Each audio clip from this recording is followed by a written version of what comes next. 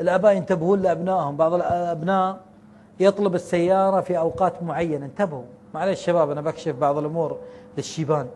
إذا ولدك طلب منك السيارة بعد طلعة المدرسة، ولا في وقت فوز فريق معين، ولا المنتخب، يصير عندنا وطنية أحيانا أما أنا والله أحتري أي فريق يفوز، أحط علم ويلا بس مع الخيلة شكرا.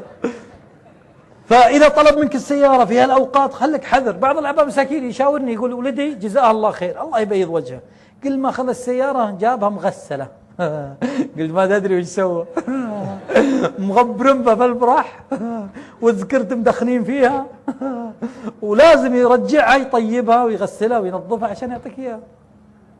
فدائما أقول للآباء انتبه للكفرات، إذا فيها خطوط كذا سود هذا معناه 2.5 إلى 3 أحيانا فخلك على حذر. كلكم راع وكل مسؤول عن رعيته يقول النبي صلى الله عليه وسلم.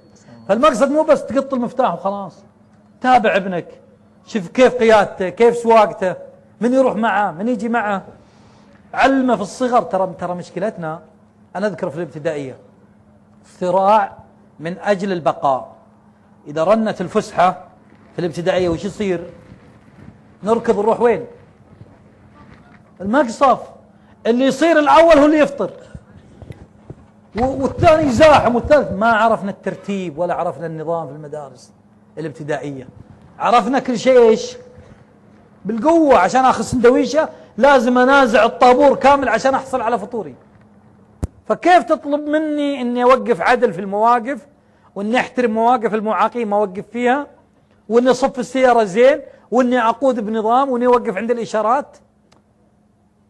فانا ماني متعود على الترتيب ولا على التنظيم من البداية.